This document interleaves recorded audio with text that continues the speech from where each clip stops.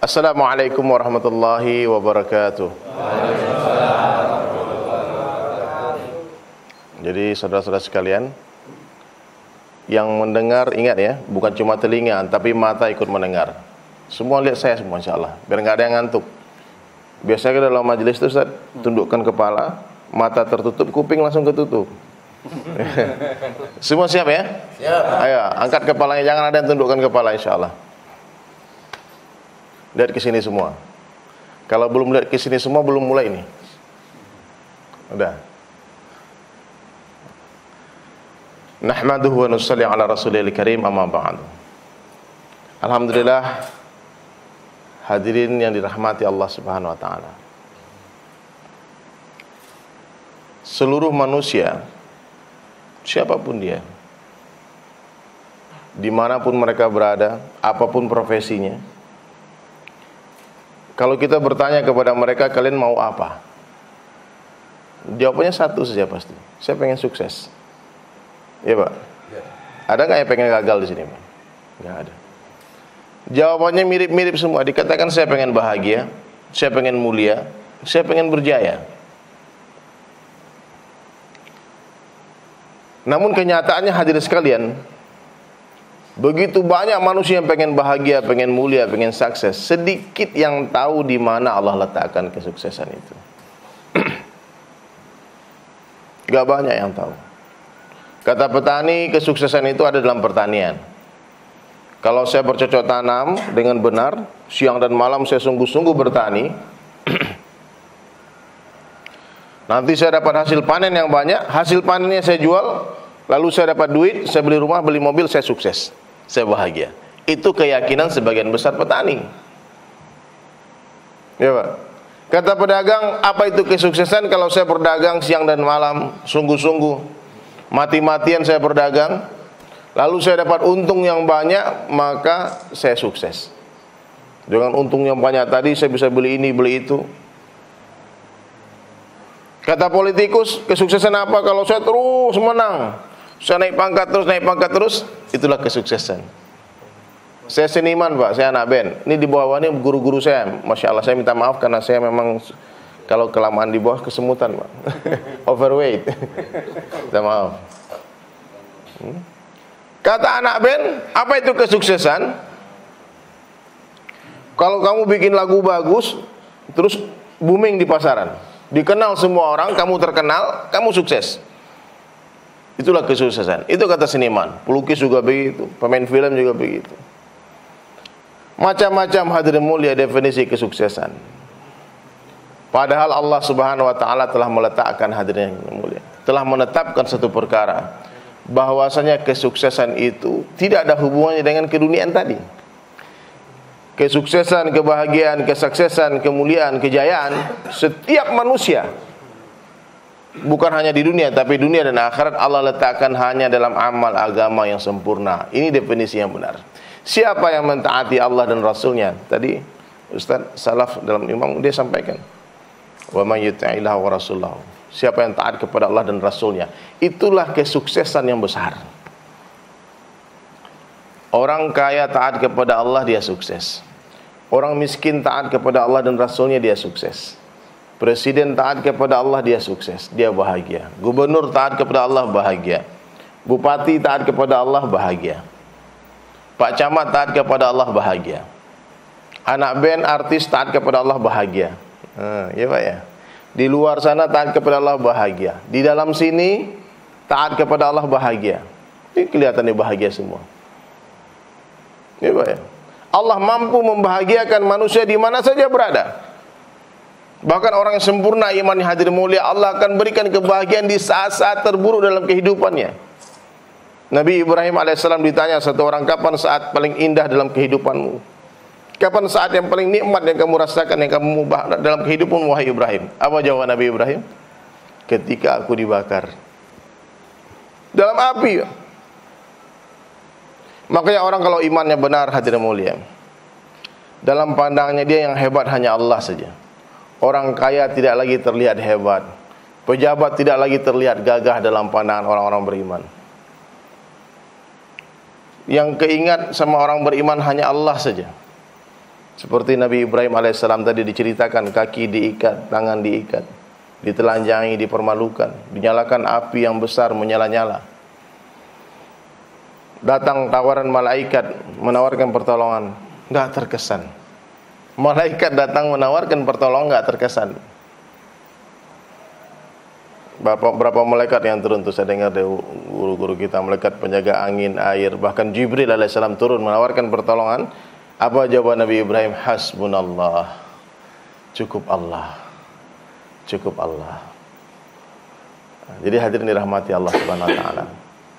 Kalian enggak usah mikir aneh-aneh. Kalau mau bahagia bukan nanti pas keluar, sekarang di sini bisa bahagia. Allah mampu jadikan tahanan ini, penjara ini seperti taman-taman bunga, seperti Nabi Yusuf alaihissalam ketika ditahan. Sangka baik sama Allah. Sangka baik. Saya mau tanya, Pak. Burung itu yang disangkarin, yang dikurung, itu burung yang bagus apa yang jelek? Yang keras suaranya, bagus apa jelek? Yang suaranya merdu apa suaranya cempreng? Yang warna-warninya indah apa yang ada warnanya? Indah. Saya yakin antum-antum ini indah dalam pandangan Allah. Disangkarin di sini. Dikurung sama Allah. Kenapa? Allah sayang. Pengadilan dunia ini hadirin mulia, yang benar belum tentu menang, yang salah belum tentu kalah. Tidak ada yang adil itu ke pengadilan Allah di akhirat nanti. Yang penjahat nanti Allah nanti tangkap di sana. Saya yakin di sini mungkin saja ada wali-wali Allah di sini yang ditahan. Mungkin ada aja orang-orang soleh, kita nggak tahu, Pak. Allah rahasiakan kekasih-kekasihnya. Pak Karno pernah ditahan, Bung Hatta pernah ditahan. Banyak wali-wali pernah ditahan. Ulama-ulama kita di Saudi banyak ditahan. Bahkan di seluruh dunia. Buya Hamka menyelesaikan tafsir Al-Azhar dalam tahanan. Nah, makanya kami datang ke sini, saya, Ustadz, Pak Yoyo, semuanya. Bukan mau mengasih tahu kami ini lebih baik, tidak. Kita saling mengingatkan. Kadang-kala yang diingatkan itu lebih paham jalan pulang daripada yang mengingatkan. Ya, Pak. Cuma ingat-ingatin aja. Dakwah itu kerja ingat-ingatin, bukan ngajar, tapi mengajak. Saya mengajak teman-teman semua, semangatlah di sini. Allah beri banyak waktu luang di sini untuk beribadah, untuk berdakwah. Sama di blok, antar blok dakwah. Banyak waktu luang untuk ta'lim, untuk menghafal Al-Quran. Semestinya Ustaz Yusuf Mansur datang hari ini, cuma beliau ada uzur, mobil tok yang datang. Kita datang tuh naik kendaraannya Ustaz Yusuf Mansur. Beliau pun menyelesaikan hafalan Qurannya di dalam tahanan. Iya, Pak ya. Jadi antum enggak usah minder, enggak usah mengeluh, enggak usah mengatakan coba kalau begini, coba kalau begitu. Yakinlah semua hadirin mulia ini telah ditakdirkan oleh Allah. Telah dituliskan 50.000 tahun sebelum diciptakannya langit dan bumi. Ya. Tapi jelas, dunia ini memang penjara hadirin. Bagi siapa? Bagi orang beriman. Bagi orang kafir di dunia ini surga. Jannatul kafir, sijnul mu'minin. Ini penjara bagi orang beriman hadirin. Maka mau di dalam mau di luar mesti hidup seperti orang yang di dalam penjara. Enggak bebas gitu. Makan enggak bisa sesuka hati. Berpakaian enggak bisa sesuka hati, ada aturannya. Tidur enggak bisa sesuka hati, ada waktunya tidur, ada waktunya bangun. Hari ini kita hadirin mulia, jangankan memimpin orang banyak nih, memimpin mata sendiri pun kadang tidak mampu. Waktunya tidur malah bangun. Waktunya bangun malah tidur. Ya, Pak. Lihat tuh banyak tuh orang-orang di Jakarta sering kesut di TV itu. Waktunya memikirkan umat dia tidur. Kenapa? Karena waktu tidur dia bangun. Ada waktunya semua. Allahu Akbar. Nah, maka disinilah kita latihan disiplin. Ini tarbiyah nih, sarana tarbiyah. Dosa-dosa yang sudah antum buat semua, taubat saja. Taubat saja. Kita semua ini pendosa, Pak. Cuma ada yang ketahuan, ada yang enggak. Antum ketahuan. Makanya di sini masalahnya. Yang di luar sana enggak ketahuan. Kadang-kadang yang enggak ketahuan lebih parah dosanya, Pak. Tapi nanti Allah Ta'ala akan lihat. Nah, maka hadir mulia, bagaimana cara kita membersihkan diri kita hadir? Taubat dan istighfar sebanyak mungkin. Ketika satu orang bertaubat dan istighfar kepada Allah Subhanahu wa taala, bukan hanya ampunan Allah yang akan dia dapatkan, namun juga kecintaan Allah. Allah tuh cinta kepada orang yang bertaubat dan mensucikan diri. Ya, cinta. Makanya banyak itu kisah wali-wali Allah tuh dulunya pemabuk. Malik bin Dinar rahmatullahi alaihi dulunya polisi, suka mabuk hari-hari. Itu dapat hidayah jadi wali. Bahkan beberapa orang dari Sunan Kalijaga pun dulunya preman, tiba-tiba jadi wali. Jadi hadirin dirahmati Allah Ta'ala, Allah ciptakan surga dan neraka. Sebetulnya itu dua-duanya, dua tempat itu Allah ciptakan untuk para pendosa. Surga untuk pendosa yang malu dan bertaubat akan dosa-dosanya, neraka untuk pendosa yang sombong akan dosa-dosanya. Makanya sesama pendosa hadirin mulia nggak boleh saling menghina, ya Pak ya. Kamu kenapa dosamu begini? Nggak keren kamu. Saya nih masuk sini dosa saya baca orang, nggak keren kan? Nggak ada, semua dosa kita nih beda-beda. Ya Pak ya. Nggak usah lihat dosa orang, cukuplah dosa-dosa kita, aib-aib kita, menghentikan lisan kita untuk tidak bicarakan aib orang lain. Kalau mau bicara Pak, saya kasih tahu, kalau Bapak mau bicara, bicara Allah saja.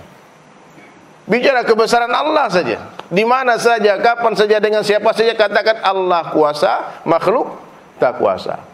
Bisa nggak ngomong kayak gitu Pak? Coba yang keras suaranya Pak. Allah kuasa, makhluk tak kuasa. La ilaha illallah. Itu aja ngomong. Apa itu hebat? Allah hebat, makhluk tak hebat. La ilaha illallah. Kalau mau puji katakan Masya Allah. Berjanji katakan Insya Allah. Kalau panas katakan Allah yang kasih panas. Kalau dingin katakan Allah yang kasih dingin. Kita hari ini tidak berjumpa, namun kita dijumpakan oleh Allah. Sebentar lagi kita berpisah, namun kita dipisahkan oleh Allah. Jadi orang-orang beriman tuh hadirin mulia, beda cara dia bicara. Setiap pembicaranya ada Allahnya. Kalau nggak ada Allahnya, diam saja. Karena pembicaraan yang tidak melibatkan Allah bisa jadi pembicaraan sia-sia atau dosa.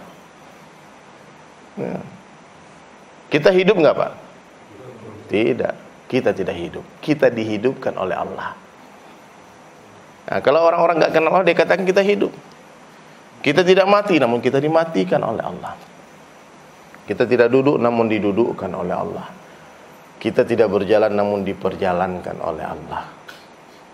Berjalan sama diperjalankan beda jauh. Semut tuh kalau suruh nyebrang lautan nggak bisa, tapi kalau nempel di kue, naik kapal pesiar sampai di Amerika itu semut. Rasulullah itu bukan berjalan sendiri untuk Isra Mi'raj, tapi diperjalankan oleh Allah. Makanya hebat. Semalam suntuk saja, turunnya sampai ke Sidratul Muntaha, turun lagi. Bisa nggak Allah buat itu? Bisa. Apa saja yang Allah kehendaki terjadi, pasti akan terjadi. Apa saja yang Allah kehendaki tidak terjadi, tidak akan terjadi. Allah mampu membahagiakan orang-orang di dalam sini tanpa mengeluarkan dia. Dan Allah mampu menyusahkan orang-orang di luar sana tanpa memasukkan dia ke dalam. Allah Maha Adil. Allah mampu membahagiakan dan memuliakan raja-raja tanpa mengambil kerajaannya. Ataupun Allah mampu menghinakan raja-raja hadirin tanpa mengambil kerajaannya. Allah mampu memuliakan orang biasa tanpa menjadikan dia raja. Ini tauhid, yakinkan, luruskan yakin. Banyak-banyaklah ucapkan la ilaha illallah. Kan hadis masyhur, hari-hari kita dengar. Jaddidu imanakum. Tingkatkan iman kalian, perbaharui iman kalian. Satu orang sahabat bertanya, kaifa nujaddidu imanana ya Rasulullah? Bagaimana cara meningkatkan iman kami ya Rasulullah? Maka Nabi menjawab, aksiru min qawli la ilaha illallah. Banyak-banyaklah kalian mengucapkan la ilaha illallah. Jadi hadirin mulia, nih di sini nih sambil nunggu waktu makan zikir subhanallah walhamdulillah wala ilaha illallah Allahu akbar dalam hati terus. Dahsyat ini di zikir. Perbaiki pelan-pelan kehidupan kita, ikut sunnah Rasulullah sallallahu alaihi wasallam. 24 jam. Meskipun gak mampu hidupkan 100%, jangan tinggalkan 100%. Ya. Iman kita ikut cara Nabi, ibadah kita ikut cara Nabi, muamalah kita ikut cara Nabi, muasyarah kita ikut cara Nabi, dan akhlak ikut akhlaknya Rasulullah sallallahu alaihi wasallam. Apa akhlaknya Nabi? Bagaimana Nabi hadirin mulia? Nabi senantiasa membalas kejahatan orang dengan kebaikan. Bapak bersihkan hatinya Pak dari dendam semua. Jangan ada yang niat, no, awas kalau saya keluar orang yang jebak saya, orang yang tipu saya, orang ini saya habisin. Jangan. Dendam itu sifat iblis, Pak. Maafkan. Boleh kita marah 3 hari maksimal. Mau jadi ahli surga? Ikut Rasulullah. Ikut para sahabat Nabi sallallahu alaihi wasallam. Mereka seperti bintang-bintang di langit. Sahabat-sahabat Rasulullah sallallahu alaihi wasallam. Mereka telah sukses mengamalkan agama dengan sempurna. Kalau kita ikuti mereka, insyaallah radhiyallahu anhum wa radwan. Allah ridho kepada mereka, dan mereka ridho kepada Allah. Tidak bisa kita ikut Nabi, ikut sahabat. Mau ikut Abu Bakar silakan, ikut Umar silakan, ikut Utsman silakan, ikut Sayyidina Ali silakan, ikut Sayyidina Bilal silakan, Abdurrahman bin Auf silakan. Mau jadi tentara ikut Khalid bin Walid silakan. Jadi ada contoh-contohnya semua hadirin mulia. Nah, maka hari-hari usahakan hidupkan ta'lim di sini, Pak. Baca kisah sahabat. Satu hari satu kisah sahabat. Kalau antum 1 tahun di sini berarti antum tahu 365 orang sahabat. Sahabat Nabi sallallahu alaihi wasallam. Hari ini umat Islam enggak kenal nama-nama itu. Siapa Salman Al-Farisi radhiyallahu anhu? Siapa Abu Darda radhiyallahu anhu? Enggak tahu. Sahabat itu yakinnya sempurna, Pak. Dia yakin jodoh rezeki maut telah ditulis oleh Allah. Ada satu kisah tentang bagaimana dahsyatnya yakinnya para sahabat radhiyallahu anhu tentang takdir. Bapak pernah dengar Salman Al-Farisi enggak? Pernah dengar nama itu? Dia seorang sahabat Nabi sallallahu alaihi wasallam, diriwayatkan dikatakan beliau ini tua umurnya. Ya Ustaz. Yang benar ini berapa ratus tahun umurnya? Ada yang katakan 200, 300, ada yang katakan dia hidup di zaman Nabi Isa alaihissalam. Dia orang Persia. Wah, perjalanan hidupnya untuk mencari kebenaran itu sampai bolak-balik menjadi budak, sampai diganti agama Yahudi, Nasrani, macam-macam agama. Sampai ketemu Rasulullah sallallahu alaihi wasallam. Dia ahlul kitab. Salman Al-Farisi radhiyallahu anhu masuk Islam di Makkah. Lalu hijrah dengan Rasulullah, sama-sama Rasulullah ke Madinah. Ya, Pak. Sampai di Madinah Rasulullah mempersaudarakan sahabat. Yang kaya dipersaudarakan dengan yang lain. Salman ini dipersaudarakan dengan sahabat Ansar namanya Abu Darda radhiyallahu anhu. Satu ketika Salman ini hadir mulia di Madinah, dia melihat seorang perempuan cantik. Tidak sengaja, Pak. Tidak sengaja mata dia tertuju kepada perempuan yang sangat cantik. Hatinya Salman terbesit keinginan untuk menikahi perempuan cantik tadi. Tapi dia kan tamu di Madinah, dia malu hadirin untuk melamar, meminang sendiri itu malu. Maka dia panggillah saudara angkatnya tadi yang bernama Abu Darda. Dikatakan ya Abu Darda. Diceritakan hajatnya dia hadirin mulia. Monggo kamu datang ke rumah itu. Tolong pinangkan putri bapak itu untuk saya. Datanglah Abu Darda ke rumah orang tadi. Dengan hajat mau meminang. Ini mak comblang, Pak. Pernah jadi mak comblang enggak? Datang hadirin mulia, sampaikan hajat, diceritakan tentang kebaikan-kebaikan Salman radhiyallahu anhu kepada orang tua perempuan cantik tadi. Ternyata ayahnya perempuan tadi katakan hadirin mulia, di dalam cerita yang saya baca itu di Hayatus Sahabah,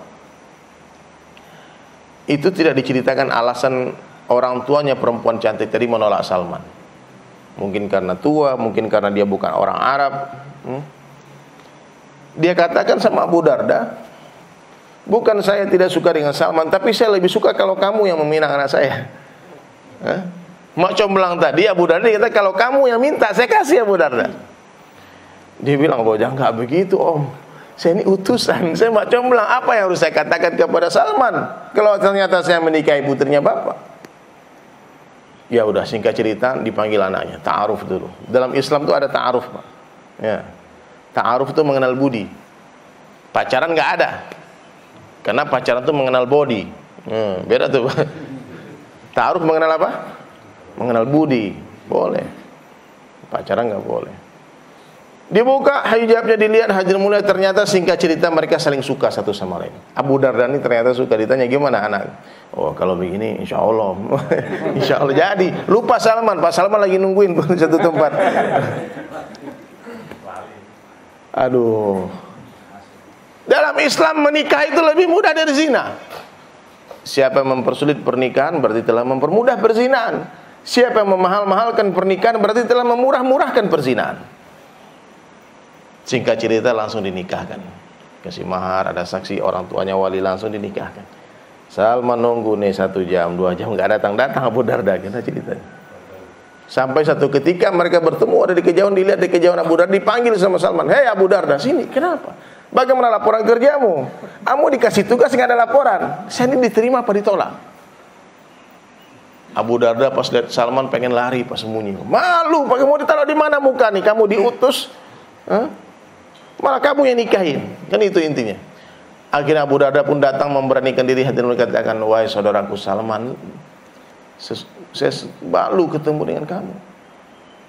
Saya malu berjumpa denganmu hari ini. Saya mau minta maaf sebesar-besarnya wahai Salman. Dikatakan, ada apa gerangan? Kenapa kamu mesti malu, aku saudaramu? Iya, karena aku yang menikahi dia akhirnya. Kaget Salman. Dibilang apa? Kamu yang nikahi dia? Salman langsung hadir mula peluk gitu Abu Darda, dikatakan, wahai saudaraku, akulah yang harusnya minta maaf. Akulah yang mestinya malu berjumpa denganmu hari ini, karena berani-beraninya aku meminang jodohmu yang telah Allah tetapkan di Lauh Mahfuz. Itu sahabat, Pak. Kalau hari ini ente kayak gitu langsung nyanyi, Pak. Kau bagaikan pagar yang makan tanam. Ada lagunya dulu tuh Ustaz, saya ingat tuh. Pagar makan tanaman. Kalau Madura langsung keluar tuh celurit carok, kalau kurang ajar sampean. Itu tradisi itu, Pak. Wah. Kenapa itu muncul tradisi? Karena iman lemah. Masih yakin jodoh kita bisa diambil orang? Gak bisa. Kalau ada orang nikah dengan perempuan yang kita sukai, berarti itu jodohnya dia, bukan jodohnya ente. Istighfar banyak-banyak. Rezeki gak akan tertukar. Kematian tidak akan bisa dimajukan, dimundurkan 1 detik pun. Satu orang yang ditakdirkan makan 5.000 liter beras, lalu dia sudah makan 4.999 liter. Dia naik pesawat, jatuh tuh pesawat. Wallahi itu orang gak akan mati. Kenapa? Masih ada 1 liter beras yang belum dia makan. Iya. Ataupun dia dilindas sama truk, Pak, gak akan mati itu, bisa pecah tuh roda truk. Kenapa? Satu rezekinya belum dia makan. Jadi kalau ada orang meninggal dunia, kenapa dia meninggal? Karena rezekinya sudah habis, sudah dia makan semua. Pernah itu Pak Ustadz, saya di Bangladesh, ada kejadian bis mundur, Pak. Bis itu kalau mundur lebih bahaya daripada maju. Mundur nabrak orang lagi pesta kawinan, masuk ke dalam jurang itu mobil juga. Wah, parah. Semua penumpang mobil itu mati, kecuali 1 orang mati di tempat. Yang 1 orang tadi diangkat ke rumah sakit. Sampai di rumah sakit dipasangkan infus dan dia kan parah juga lukanya, dia dikasih makan, dikasih minum 1 gelas susu, berapa potong roti, lalu dia mati. Kenapa dia nggak mati sama-sama dengan temannya? Karena masih ada 1 gelas susu, Pak. Masih ada berapa potong roti yang belum dia makan. Nah gitu, Pak. Jadi antum nggak usah takut mati. Takut mati, nggak takut mati. Cuman orang cerdas, Rasulullah sabdakan hadirin mulia, mereka selalu mengingat mati dan mempersiapkan bekal matinya. Itu orang cerdas. Kita ngapain subuh-subuh ke sini, Pak? Ini buat persiapan mati, Pak. Kalau urusan dunia belum tentu mau, Pak. Ayo ke sini, antum mau bayar berapa? Bupati suruh sini. Ataupun saya ini sibuk, Pak, Masya Allah. Ini ustaz-ustaz ini sibuk semua nih. Ustaz Dodi ini masalah dia sibuk bolak-balik ke tempat-tempat musibah. Belahan dunia di Suriah, beliau datang bolak-balik. Ke Rohingya, antum cuma lihat foto di internet. Beliau datang langsung ngasih makan orang ke sana. Sibuk ngurus umat juga. Ustaz beliau Ustaz Salaf sibuk juga terjemah Al-Quran, terjemah kitab-kitab ulama. Oh, sibuk semua. Ada Bang yang Harlan sibuk dengan saling sapa. Kita datang ke sini demi semata-mata karena kecintaan kepada Allah saja. Ya, Pak. Bukan karena dunia, Bang. Bukan karena cari duit di sini, tidak. Bukan mau cari pangkat jabatan, bukan mau urus politik di sini, tidak. Jemput Pak Yoyo dijadikan gubernur DKI juga bukan. Enggak ada, meskipun orang Jakarta pengen beliau nih. Enggak. Kami datang ke sini semata-mata karena Allah. No interest. Enggak ada bisnis, Pak. Mungkin ini pertemuan kita yang pertama hari ini dan mungkin yang terakhir, wallahu a'lam bishawab. Antum jangan usah pikir nih, jangan-jangan dari ngapain di sini, jangan cari pengikut di sini. Wah, ini jangan-jangan kita mau dicuci otak menjadikan teroris nih. Bukan, Pak. Ini pakaian bukan pakaian teroris, Pak. Antum istighfar banyak-banyak, kalau ada istighfar ini jangan-jangan teroris, ISIS. Ini pakaian Rasulullah SAW, ini sunnah. Iya, Pak ya. Boleh enggak sholat pakai sorban, Pak? Ini sunnah, Pak, boleh. Bahkan dengan sorban sholat ini fadilahnya lebih besar, Ustaz ya. Ada. Kalau enggak pakai sorban boleh enggak? Pakai peci hitam nih kayak Bapak. Boleh. Pakai songkok putih ini boleh nggak? Kalau nggak pakai songkok boleh nggak sholat? Boleh juga nih kayak gini. Yang nggak boleh itu sholat pakai helm, Pak. Iya, Pak ya. Mentang-mentang senang sama polisi ente pakai helm nggak boleh. Jadi nggak usah masalahkan nih masalah fashion pakaiannya, nggak usah masalahkan. Lu kayak orang Arab kamu. Oh, Arab ini Indonesia, bro. Arab. Enggak. Salah satu bukti iman itu kita mencintai orang Arab, mencintai keturunan Rasulullah, mencintai kampungnya Rasulullah, mencintai cara berpakaiannya Rasulullah. Bukan pakaian orang Arab. Sunnah Nabi itu bukan budaya Arab. Hanya orang-orang bodoh, orang-orang jahiliyah yang mengatakan sunnah itu budaya Arab. Dia nggak baca sejarah. Rasulullah itu sering diperangi oleh orang Arab gara-gara menghidupkan sunnah. Kan tahu, tari perut itu budaya Arab, orang Arab sampai sekarang. Tapi bukan sunnah itu. Nggak sama ya, Pak. Antum minum air mineral yang kita minum di sini Indonesia itu sampai kiamat tidak akan pernah sama dengan air Zam-Zam yang ada di Arab sana. Nggak sama. Meskipun mau dibikin orang teknologi kayak gimana mau niru air Zam-Zam, nggak akan bisa. Antum sikat gigi nih, Pak, pakai sikat gigi yang terus pakai pasta tuh, kayak pakai odol, sampai kiamat tidak akan sama dengan antum pakai siwak. Nggak sama. Meskipun maksudnya sama-sama membersihkan mulut. Antum berpakaian sunnah dengan tanda identitas keislaman, pakai koko, pakai gamis, tidak akan sama dengan pakai baju kaos ataupun dengan gaya berpakaian orang Amerika, nggak akan sama. Meskipun sama-sama menutup aurat, beda, Pak. Orang tanya, kenapa sih Der kamu pakai gamis, pakai sorban? Kamu kan bukan ulama, bukan ustaz. Saya bilang, saya niat dakwah. Saya cuma niat satu saja, semua mudah-mudahan kalau saya jalan, terus ada orang yang saya kan di Bali tinggal, Pak. Di Bali, banyak bule dari seluruh dunia datang. Dengan gaya pakaian mereka yang berbeda-beda, aneh-aneh pakaian mereka. Ada yang nggak, banyak, sebagian besar nggak pakai apa-apa. Dia hadirin mulia, mereka datang tidak ngajak-ngajak, cuma jalan saja. Dengan bangga dia dengan pakaian robek-robeknya, rambutnya dimohak, pakai anting, pakai piercing semuanya, ditato leher, muka semua. Dia jalan saja, Pak, sepanjang pantai Kuta di Legian. Orang Madura lihat. Orang Jawa lihat, orang Padang lihat. Enggak diajak-ajak, besoknya orang Padang pun kayak gitu gayanya. Langsung pakai sobek-sobek celananya. Orang Madura pun langsung pakai anting. Oh, rambut langsung merah, Pak. Bu Cherry, bule cat sendiri. Cat sendiri. Saya bilang ini mereka memarahin kita hari ini dengan budaya. Saya bilang nggak bisa, kita harus lawan dengan budaya juga. Budaya apa? Budaya Islami. Maka saya tanya sama ustadz-ustadz yang ngajar itu, berapa panjang sorbannya Nabi, bagaimana cara pakainya Nabi. Nabi pakai jenggot, udah saya pakai jenggot juga. Meskipun nafsu nggak suka, Pak. Ini sunnah, Pak. Jangan diremehkan sunnah. Ini pakai Nabi, apa aja Nabi ya pernah pakai warna apa aja bajunya. Jalan keliling pantai Kuta, jalan. Nggak ngajak-ngajak. Awal-awalnya dulu sendirian beberapa orang dengan temannya. Sekarang udah ratusan, Pak. Di Legian di Kuta itu orang berpakaian seperti ini udah biasa. Ini niat dakwah. Karena dakwah itu tidak harus bicara. Kalau dakwah harus bicara, kasihan orang bisu. Kalau dakwah harus pakai bahasa Arab, kasihan orang-orang nggak bisa bahasa Arab. Kalau dakwah itu harus pakai dalil, pakai ilmu yang tinggi-tinggi, kasihan orang-orang bodoh. Maka nggak semua orang Allah berikan ilmu. Nggak semua orang, ataupun sama-sama belajar di satu kelas, ada yang bisa, ada yang enggak. Dakwah itu hadirin mulia, wa man ahsanu qawlan mimman da'a ilallah. Itu jelas di Al-Qur'an tuh. Ulama ahli tafsir menjelaskan, saya pernah dengar ulama ceramah. Qawlan itu maknanya kalau terjemahan bahasa Indonesia perkataan, Ustaz ya.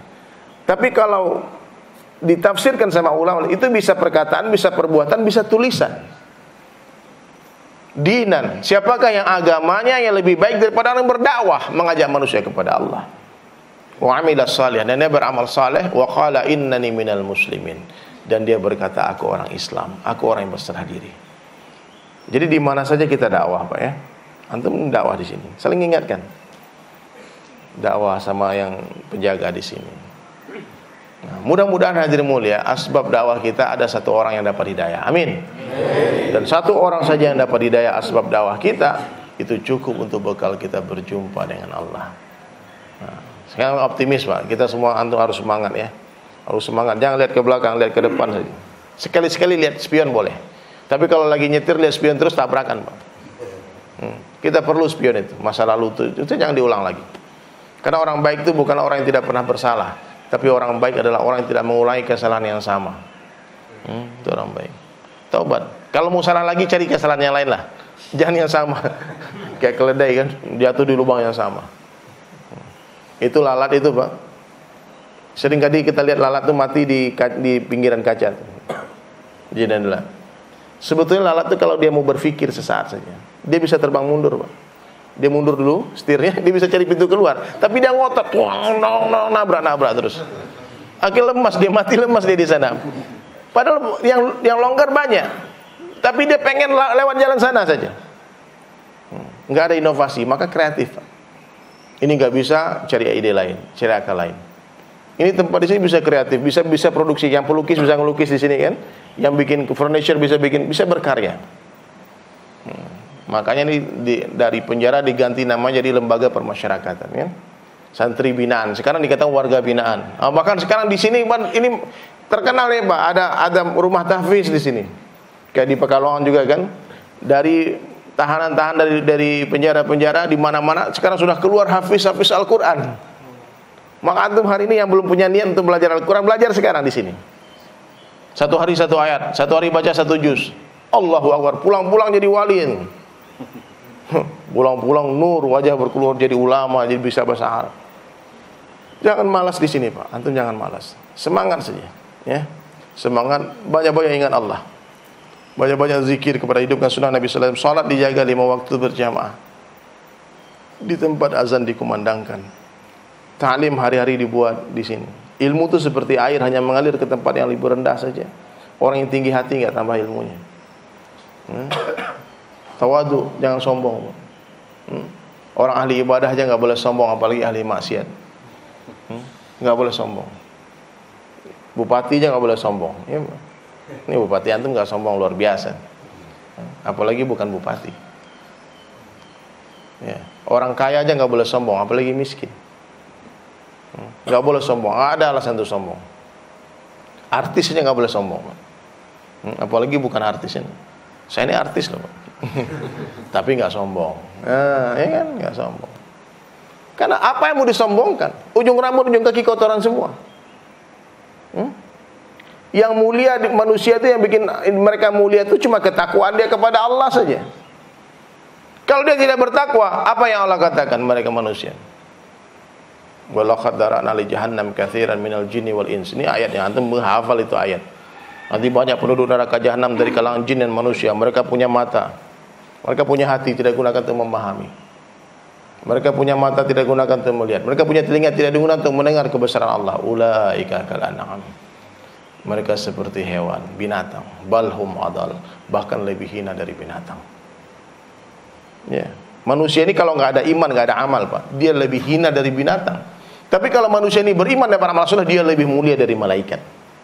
Dua saja derajat manusia. Kalau dia taat kepada Allah, dia bertakwa, dia lebih mulia dari malaikat. Kalau dia maksiat kepada Allah, dia lebih hina dari binatang. Saya mau tanya Pak, antum tahu biri-biri nggak? Biri-biri itu Pak, bulunya kalau dicukur mahal harganya. Sekarang saya mau tanya, Bapak ini kalau cukur bulunya ada yang mau beli nggak? Ada. Coba kumpulin Pak, seluruh bulu yang ada di sini nanti cukur, nanti jual saya Bapak. Titip dijual sama Cina-Cina dulu. Ini bulunya ustad loh. Ada yang beli? Nggak ada yang beli. Kulit sapi, kulit kambing, kulit ular, kulit buaya, bahkan kulit babi itu ada harganya. Kulit anjing ada harganya. Sekarang saya mau tanya, kulit manusia ada harganya nggak Pak? Kalau ada nih warga binaan yang mati, coba antum kulitin aja, bikin tas kulitnya tuh. Ada yang beli nggak? Nggak ada harganya kulit manusia. Ori loh Bu, ini tas kulit manusia. Nggak ada, kabur semua orang Pak. Daging sapi berapa sekilo di Batang Pak? Ayo. Hah? Naik juga. Sama. Naik. Berapa? Nggak tahu itu. Nggak tahu. 100 ribuan lebih ya di Jakarta juga. Sekarang daging manusia berapa sekilo, Pak? Antum mau dikasih daging 4 kresek, ditanya daging siapa, ya jangan banyak tanya, makan aja. Daging siapa? Itu tetangga tuh mati tuh. Nggak ada keluarganya, kita ribet, ya udah daripada gali-gali kuburan kita bagi-bagi dagingnya. Mau nggak, Pak? Antum kalau nggak mau makan daging manusia, stop bergunjing, so bicarakan aib orang. Karena kata Nabi sallallahu alaihi wasallam, orang yang suka bergibah, menggibah orang itu seperti memakan bangkai manusia. Burung walet tahu, Pak? Burung walet itu air liurnya, Pak. Itu 1 kilo. Sarang walet itu dari air liurnya burung walet. Itu jutaan harganya, Pak. Sebelasan juta kalau yang kualitas bagus di Bali. Terus ente dapat inspirasi, ambil botol aqua, ludahin. 1 minggu penuh tuh 1 botol. Coba jual, ada yang beli nggak air liur manusia? Nggak ada. Berarti manusia ini jasadnya memang nggak ada harganya. Apa yang bikin kita bahagia, mulia, berharga hati, mulia? Ketakwaan. Maka 1 bulan Ramadan kemarin tuh natijahnya apa? La'allakum tattaqun. Mudah-mudahan kamu bertakwa. Itu syarat masuk surga, takwa, takut kepada Allah.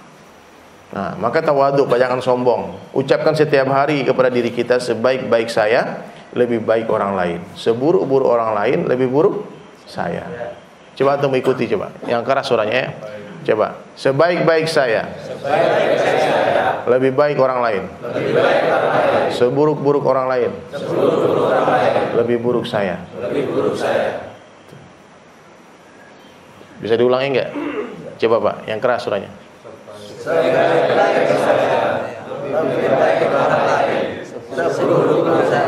Orang lain, seburuk-buruk orang lain lebih buruk saya. Ketemu orang tua, katakan, ini ayah saya, orang tua abang saya lebih baik dari saya, ini bapak lebih baik dari saya. Kenapa? Karena beliau lebih dulu menyebut nama Allah dari saya.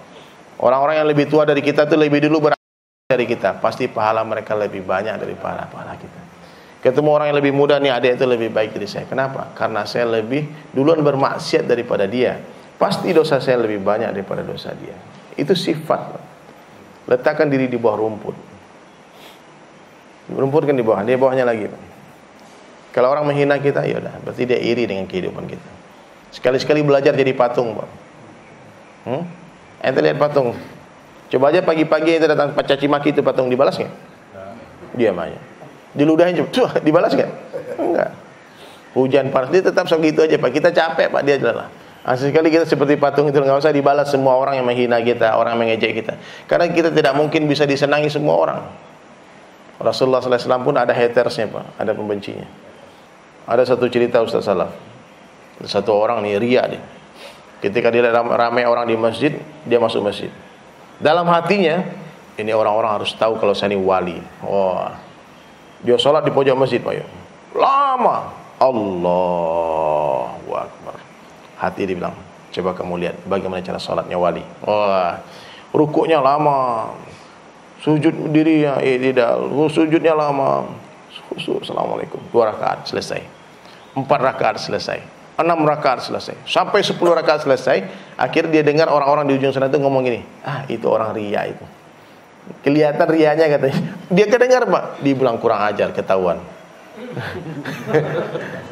Sudah capek-capek 10 rakaat ketahuan lagi ria kan. Akhirnya dia taubat, dia bilang, astagfirullah ya Allah, astagfirullah ya Allah. Capek saya sholat 10 rakaat untuk mereka ya Allah. Apa yang dapat? Cacian. Dihina saya malah. Astagfirullah, tobat aku ya Allah. Ya udah. Ya Allah, ini 2 rakaat untukmu ya Allah. Terserah mau dibilang ria atau apa, terserah ya Allah. Ini 2 rakaat ini untukmu khusus ini ya Allah. Dia berdiri karena ikhlas, cepat-cepat sholatnya. Allahu Akbar. Sujud. Udah 12 rakaat kan, capek kan. Akhirnya dia berbaring di pojok masjid tadi. Pas dia lagi berbaring, terdengar orang tadi bilang, "Shh, ngomong jangan keras-keras. Ada wali Allah lagi tidur." Dia bilang, ya Allah, baru 2 rakaat ya Allah, dibilang wali ya Allah. Makanya orang kalau nggak ikhlas, Pak, capek dia. Baru 2 rakaat dia beribadah karena Allah, langsung dapat pujian. Nah, jadi kalau kita mengharapkan pujian Allah, nanti pujian makhluk akan datang dengan sendirinya. Yang saya itu pujian di dunia ini, Pak, itu nikmat surga yang disegerakan. Banyak-banyak istighfar. Semua kenikmatan di dunia ini akan mengurangi jatah kenikmatan di surga. Nah, makanya Allah itu maha adil, Pak. Maka orang-orang miskin di dunia yang sabar, dia masuk surga 500 tahun lebih awal daripada orang-orang kaya yang bersyukur. Kenapa? Harta yang halal akan dihisab, yang haram akan diazab. Dan yang terakhir, yakinlah seyakin-yakinnya dunia bukan tempat tinggal kita, tapi dunia adalah tempat meninggal. Dunia bukan tempat berhayal, Pak, tapi dunia tempat beramal. Kalau mau bertobat sekarang, jangan tunggu nanti keburu mati.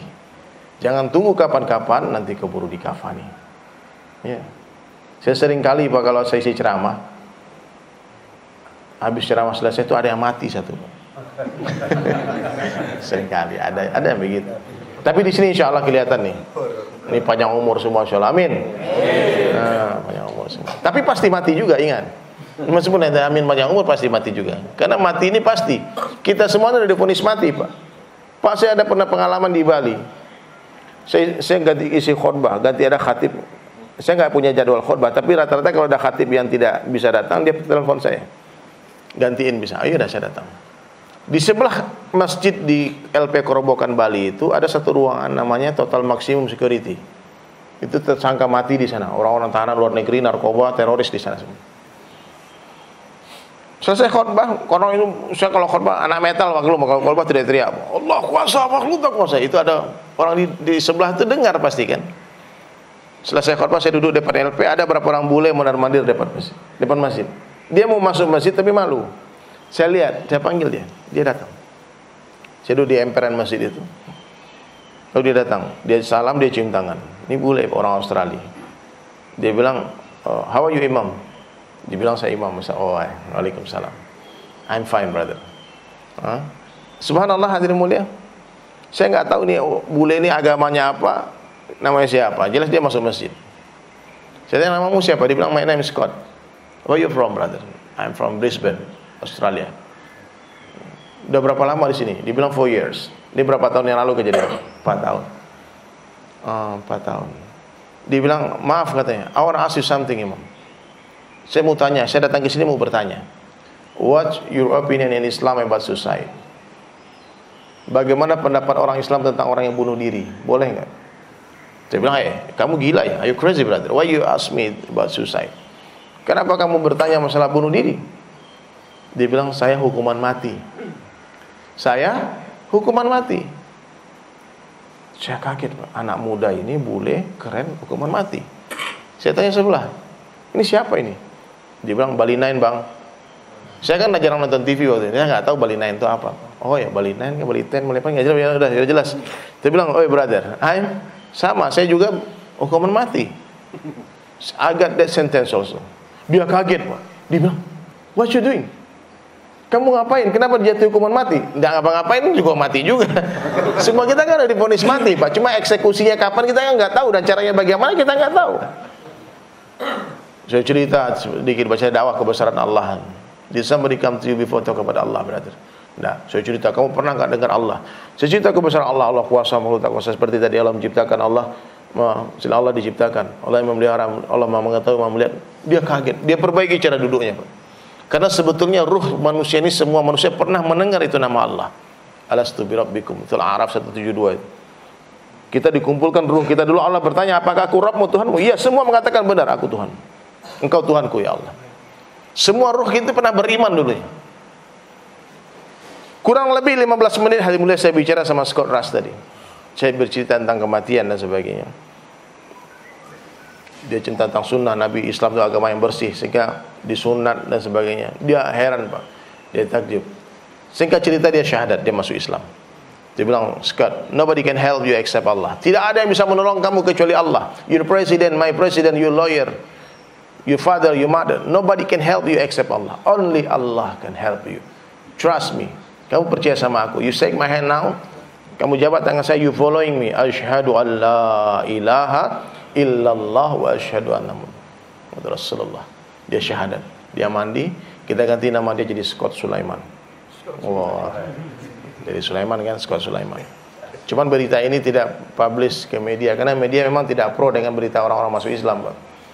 Cuma satu aja waktu itu yang beritakan. Dan juga karena waktu itu di Bali itu kalapasnya ternyata murtadin. Dulu orang Islam masuk Kristen. Tiba-tiba dia dengar kabar ada orang mualaf, dia kebakaran jenggot. Dia bilang itu hoax, itu nggak benar, kot nggak, bukan masuk Islam, nggak jadi. Padahal 2 hari setelah itu saya bawa tukang sunat ke dalam LP, kita sunatin dia dalam masjid. Saya bilang kamu sunat, you circumcise, you know, kalau kamu sunat nanti tambah besar. Wih, dia bilang, dia bilang, are you sure? Yes, oke.